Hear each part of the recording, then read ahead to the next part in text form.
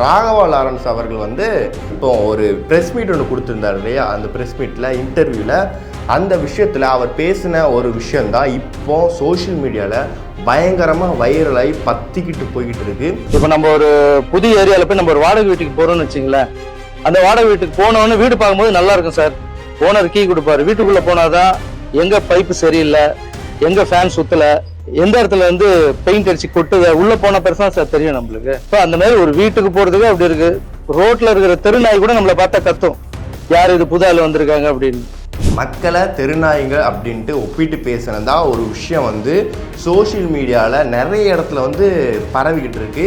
ஆனால் அவர் சொல்ல வர விஷயங்கள் என்னன்னா, ஒரு வீட்டுக்கே இவ்வளவுனா ஒரு நாட்டை கொடுத்துருக்கீங்க, கொஞ்சமாவது டைம் கொடு. நிறைய பேர் நிறைய ஊடகத்துலேயும் சரி, இவர் எப்படி மக்களை தெருநாய்களோட ஒப்பிட்டு பேசலாம், மக்களை தெருநாய்களோட ஒப்பிட்டு பேசியிருக்கார் ராகவா லாரன் அப்படின்ற மாதிரி நிறைய விமர்சனங்கள் அடுக்கடுக்காக வந்துக்கிட்டு அவருக்குமே ஒரு பிளாக் மார்க்காக இது வந்து ஏற்பட்டுருச்சு.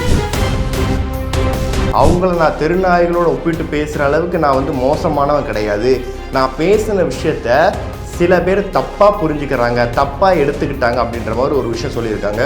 உண்மையிலே இது வந்து தவறாக புரிந்து கொள்ளப்பட்ட ஒரு விஷயமாக தான் இது இருக்குது. ஏன்னா ஒரு சொன்ன வர்ற விஷயத்த வாழும்போது மனுஷன் எப்படி வாழ்ந்தா எப்படி செத்தான்றது தான் சார். நான் சாகும்போது ஊரே அழும் சார். திருச்சி கிழக்கில் இடைத்தேர்தலில் டிவிகே சார்பில் யார் நிற்க போகிறா அப்படின்ற ஒரு கேள்வி தான் பெரிய ஒரு கொஸ்டின் மாதிரி இருக்குது. அந்த நேரத்தில் தான் திருச்சி கிழக்கில் ஒருவேளை டிவிகே சார்பில் ராகவா லாரன்ஸை நிற்க வைக்கலாமா அப்படின்ற மாதிரி ஒரு பேச்சு அடிபடுது.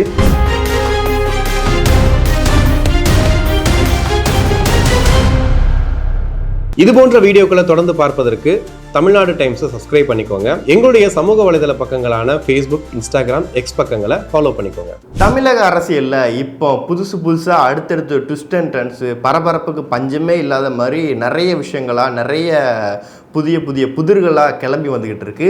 அதில் முக்கியமான விஷயமாக தான் இப்போ ரீசெண்டாக ராகவா லாரன்ஸ் அவர்கள் வந்து நான் அரசியலுக்கு வருவேன் அப்படின்ற மாதிரி ஒரு விஷயத்தை சொல்லியிருக்காரு.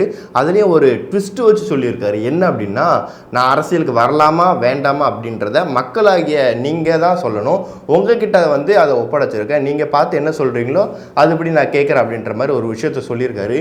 இதில் முக்கியமான இன்னொரு விஷயம் என்னென்னா, நேற்று அதாவது இப்போ ஒரு ப்ரெஸ் மீட் ஒன்று கொடுத்துருந்தார் இல்லையா, அந்த ப்ரெஸ் மீட்டில் இன்டர்வியூவில் அந்த விஷயத்தில் அவர் பேசின ஒரு விஷயந்தான் இப்போ சோஷியல் மீடியாவில் பயங்கரமாக வைரலாகி பத்திக்கிட்டு போய்கிட்டு இருக்கு.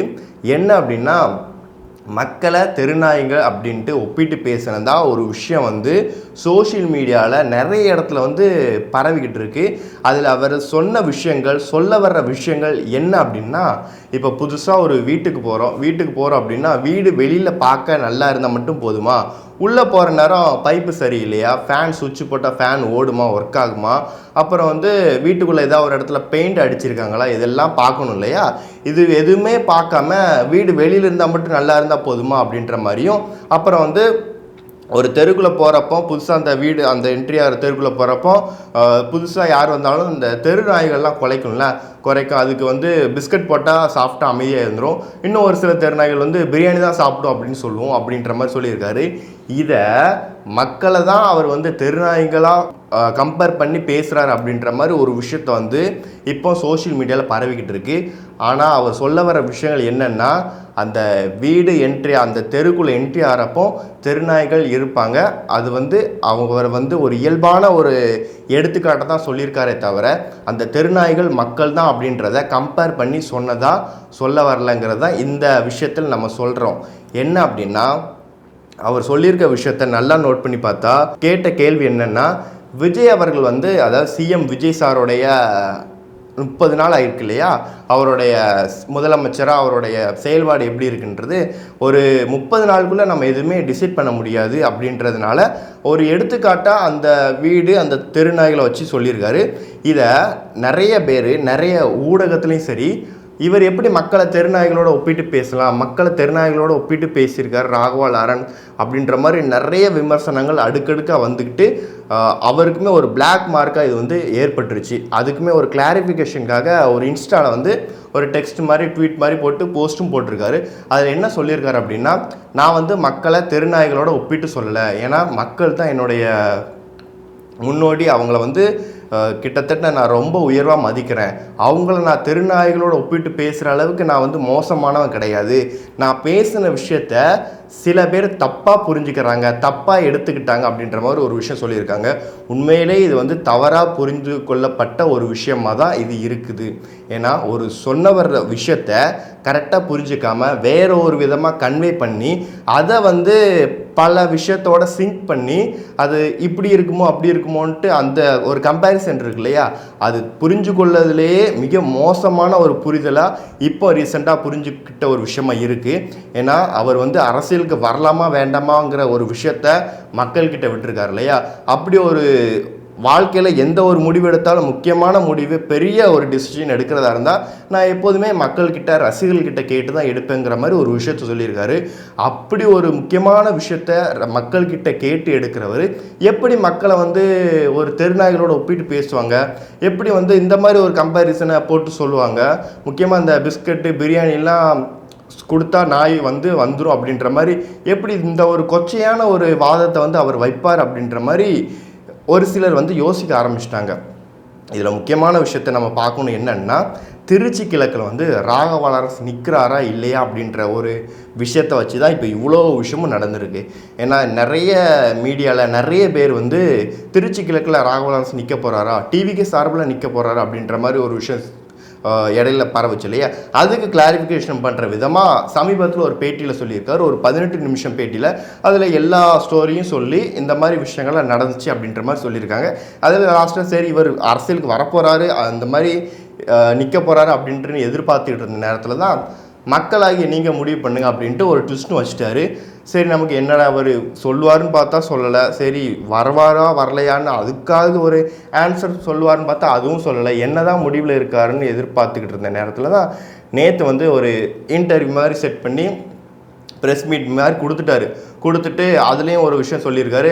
கண்டிப்பாக நான் வந்து நல்ல முடிவாக எடுத்திருக்கேன், அது அரசியலுக்கு வரலாமா வேண்டாமாங்கிறத சொல்கிற விதமாக ஒரு அதாவது ஒரு ஈவெண்ட் மாதிரி மேடை மாதிரி போட்டு அதில் அவர் வந்து அவரோட அம்மா அப்புறம் தம்பி அப்புறம் ரசிகர்கள் எல்லார் முன்னிலையிலும் அந்த விஷயத்தை வந்து நான் தெரிவிப்பேன் அப்படின்ற மாதிரி சொல்லியிருக்காங்க.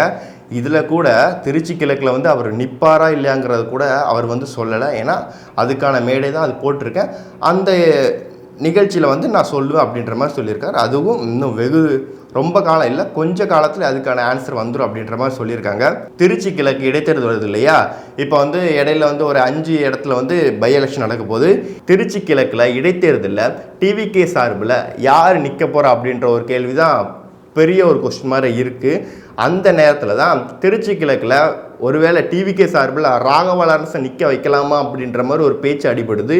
இன்னொரு பக்கம் திருச்சி கிழக்கில் விஜய் அவர்கள் வந்து தோத்தாலும், அதாவது டிவிகே சார்பில் வந்து அவங்க தோத்துட்டாங்கன்னா அது டிவிகேக்கு மிகப்பெரிய ஒரு அடியாக இருக்கும் அப்படின்றதான் சொல்கிறாங்க. ஏன்னா ஆட்சி ஆரம்பித்த அதாவது கொஞ்ச காலத்துலேயே வந்து ஒரு இடைத்தேர்தலை கூட ஆளுங்கட்சி ஜெயிக்க முடியலன்னா அது கண்டிப்பாக ஒரு மிகப்பெரிய ஒரு பேக் ஃபயராக தான் இருக்கும். அப்படி இருக்கிறப்போ அந்த இடத்துல நிற்கிறதுக்கு ஒரு சரியான ஆளை நிப்பாட்டணும் இல்லையா, அதுக்காக தான் டிவிகே சார்பில் ராகவா லாரன்ஸை நிற்க வைக்கலாம் அப்படின்ற மாதிரி சொல்கிறாங்க. இன்னொரு பக்கம் திருச்சி கிழக்கில் வந்து சிறுபான்மையினர் ஓட்டு வந்து ஒரு கணிசமான முறையில் இருக்குங்கிறதுனால ராகவா லாரன்ஸை நிற்க வைக்கலாம் அப்படின்ற மாதிரி ஒரு பேச்சு அடிபடுது.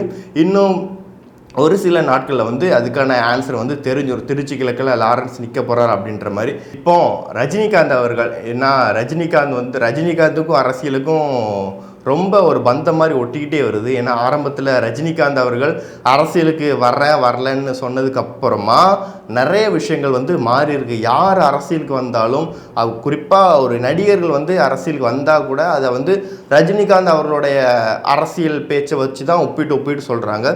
இப்போ ரீசெண்டாக அவருடைய பேச்சுக்களும் அவருடைய ஃபோட்டோஸ் வந்து சோஷியல் மீடியாவில் அதிகமாக பகிரப்பட்டு வருது. குறிப்பாக அதுக்கு வந்து ஒரு ஃபுல் ஸ்டாப் வைக்கிற விதமாக இப்போ ரஜினிகாந்த் அவர்கள் சார்பில் அவரோட ரசிகர் மன்றம் வாயிலாக வந்து என்ன சொல்கிறாங்கன்னா, இனிமேல் ரஜினிகாந்த் அவருடைய புகைப்படத்தையோ அவரோட பெயரையோ எந்த அமைப்பும் எந்த கட்சிக்காரங்களும் பயன்படுத்தக்கூடாது அப்படின்ற மாதிரி ஒரு விஷயத்த சொல்லியிருக்காங்க. இதில் இன்னொரு விஷயம் தெரிஞ்சுக்க வேண்டியது என்னென்னா, ரீசெண்டாக நம்ம பார்த்துருப்போம் இல்லையா, அண்ணாமலை அவர்களாக இருக்கட்டும், அப்புறம் ராகவா லாரன்ஸ் அவர்களாக இருக்கட்டும், 2 பேரும் வந்து அவங்களுடைய பொலிட்டிக்கல் அனௌன்ஸ்மெண்ட்டுக்காக பேசுகிறப்போ ரஜினிகாந்த் அவர்களுடைய பேரை சொன்னதாகவும், அவங்களுடைய ஃபோட்டோ, அவங்களோட மீட் பண்ண விஷயங்கள், அவங்கள்ட்ட எதுனாலும் அவங்கள்ட்ட டிஸ்கஸ் பண்ண அந்த கிளாரிஃபிகேஷன், இந்த மாதிரி வீடியோஸ்லாம் சொன்னாங்க இல்லையா, இதில் வந்து அதிகமாக அவங்களுடைய ரஜினிகாந்த் அவரோட பேர் அதிகமாக பகிரப்பட்டு வர்றது வந்து சோஷியல் மீடியாவில் பயங்கரமாக பண்ணிகிட்டு இருந்தேன். அதுலேயும் ஒரு சில இடத்துல போஸ்டர்லாம் ஒட்டியிருந்தாங்க. சூப்பர் ஸ்டார் ரஜினிகாந்த் அவர்களும் அண்ணாமலையும் சேர்ந்து இருக்கிற மாதிரி ஒரு போஸ்டர் வந்து வால் போஸ்டர் மாதிரி போட்டிருந்தாங்க இல்லையா. ஸோ இதெல்லாம் கவனத்தில் வச்சுக்கிட்டு ஓகே, இந்த மாதிரி ரஜினி ஃபோட்டோவையும் அவங்களுடைய பெயரையும் எந்த கட்சிக்காரங்களும் எந்த அமைப்புக்காரங்களும் பயன்படுத்தக்கூடாது அப்படின்ற மாதிரி ஒரு விஷயத்த சொல்லியிருக்காங்க. இப்போ கொஞ்ச காலமாகவே பார்த்துருப்பீங்க, டிவிகேயில் வந்து மாற்று கட்சியினர் வந்து அதிகமாக இணைகிறதா ஒரு விஷயம் போயிட்டுருக்கு. ஏன்னா முன்னாள் அமைச்சர், அதாவது கடம்பூர் ராஜு வந்து இணைஞ்சதே ரொம்ப ஆச்சரியமாக இருக்குது. என்னடா அதிமுகவில் இருந்ததுலேயே முக்கியமான அமைச்சரில் இவரும் ஒருத்தர், இவரே டிவியில் ஜாயின் பண்ணிட்டார் அப்படிங்கிற மாதிரி. அதுக்கப்புறம் பார்த்தா பிஜேபியை சேர்ந்த எம்எல்ஏ இருக்காங்களா விஜயதாரணி, அவங்களும் இப்போ இணைஞ்சிருக்கதா சொல்கிறாங்க. இது எல்லாத்துக்குமே வரிசையாக நிறைய மாற்று கட்சியினர் இணைஞ்சிட்டு வராங்க இல்லையா. இது எல்லாத்துக்கும் சேர்த்த மாதிரி ஒரு விழா மாதிரி செட் பண்ணலாம் அப்படின்ற மாதிரி நேற்று வந்து ஒரு விழா மாதிரி செட் பண்ணியிருந்தாங்க. அதில் வந்து முதலமைச்சர் விஜய் அவர்கள் வந்து கலந்துக்கிடலை. அதுக்கு பதிலாக மீதி உள்ள முக்கியமான அமைச்சர்கள் இருக்காங்களே, செங்கோட்டையனாக இருக்கட்டும், ஆதவ அர்ஜுனா, அப்புறம் ஆனந்த் அவர்கள், இந்த மாதிரி நிறைய பேர் கலந்துக்கிட்டு அதில் வந்து பல விஷயங்கள் பேசினாங்க. அதில் குறிப்பிடும்படி ஒரு விஷயம் சொன்னாங்க. என்ன அப்படின்னா, அதிமுக வந்து கொஞ்சம் கொஞ்சமாக அழிஞ்சிக்கிட்டு வருது, அதிமுக கூடாரமே சரிஞ்சிட்டு வருது அப்படின்ற மாதிரி ஒரு விஷயம் சொன்னாங்க. இது எந்த அளவுக்கு அவங்க வச்சு சொல்லியிருக்காங்களோ இல்லையா, ஆனால் அந்த அளவுக்கு கண்டிப்பாக அது உண்மையான ஒரு விஷயம்தான் கூட. ஒரு கட்சி பல வருஷமாக தமிழ்நாட்டில் வந்து ஒரு வேரூன்றி நின்றுக்கிட்டு இருக்க ஒரு கட்சி, அந்த கட்சியில் உள்ள முக்கியமான உறுப்பினர்களாக இருக்கட்டும், இப்போ அமைச்சர்கள் உட்பட எல்லாருமே டிவிகேவை நம்பி டிவிகேல சேர்ந்துருக்காங்க அப்படின்னா, அந்த கட்சியோட பலத்தை விட அவங்க சேர்ந்துருக்காங்களா ஒரு கட்சி, அந்த கட்சியோட பலத்தை தான் எந்த அளவுக்கு அவங்க எதிர்பார்த்துட்டு இருக்காங்கிறதா இந்த விஷயத்தில் முக்கியமான ஒன்றா இருக்குது. ஏன்னா அப்படிப்பட்ட ஒரு கட்சியை விட்டுட்டு இவ்வளோ நாள் அந்த கட்சியில் ட்ராவல் பண்ணதை விட்டுட்டு இப்போ புதுசாக ஒரு கட்சி வந்து கொஞ்ச காலத்தில் ஆட்சி பிடிச்சிருச்சு அப்படின்ற ஒரு விஷயம் இருக்குல்ல, அதுதான் இங்கே வந்து ஹைலைட்டாக பார்க்குறாங்க. ஏன்னா அந்த மாதிரி ஒரு சாம்ராஜ்யத்தை, அந்த மாதிரி ஒரு பிரேக்கை வந்து விஜய் அவர்கள், அதாவது சிஎம் விஜய் சார் வந்து உண்மையிலே படைச்சிருக்காரு அப்படிங்கிறது தான் இதில் வந்து முக்கியமான விஷயமாக இருக்குது.